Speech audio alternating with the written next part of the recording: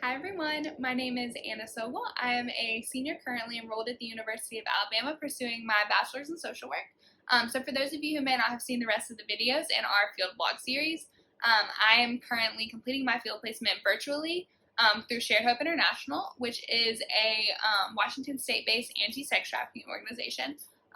So I just want to kind of jump right into this week's video.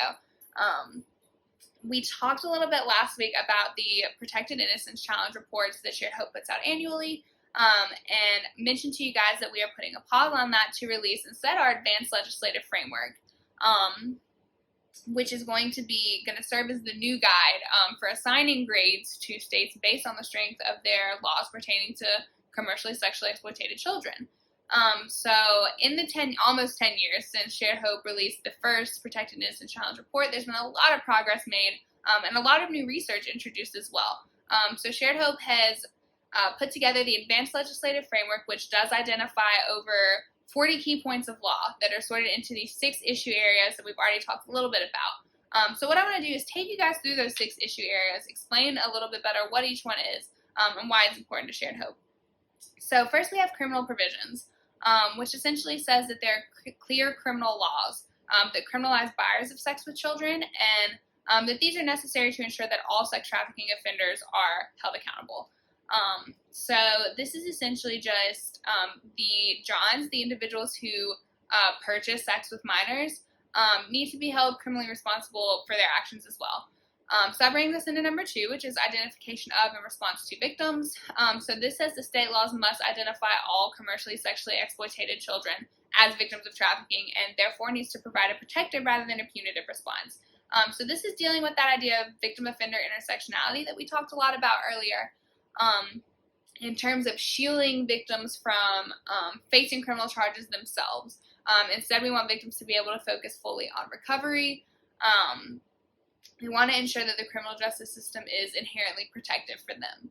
So that brings us to number 3, which is Continuum of Care, that essentially says that to break the cycle of exploitation, state laws must provide victims access to funded and trauma-informed services.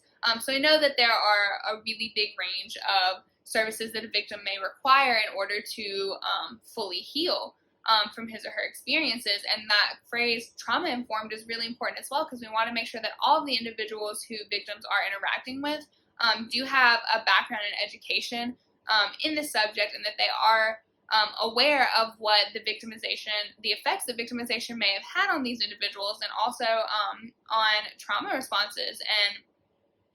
And we need to ensure that these professionals have an understanding of why victims may respond the way that they do in certain situations. So that brings us to number 4, which is access to justice for trafficking survivors. So whereas number 3 deals with access to services, number 4 is specifically focused on access to justice. So this is pretty simple.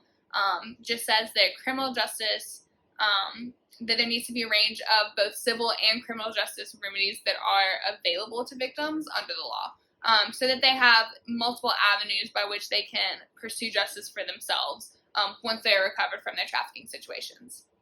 So that brings us to number 5, which is tools for a victim-centered criminal justice response. So essentially what this says is that criminal justice procedures for the benefit and protection of victims must be provided under the law. So what we mean by that is that we want the criminal justice procedures to inherently be victim-centered and to focus specifically on the protection and contributing to the healing of victims rather than further re-traumatizing victims or having victims facing criminal charges themselves. So that brings us to the last one, number 6, which is prevention and training.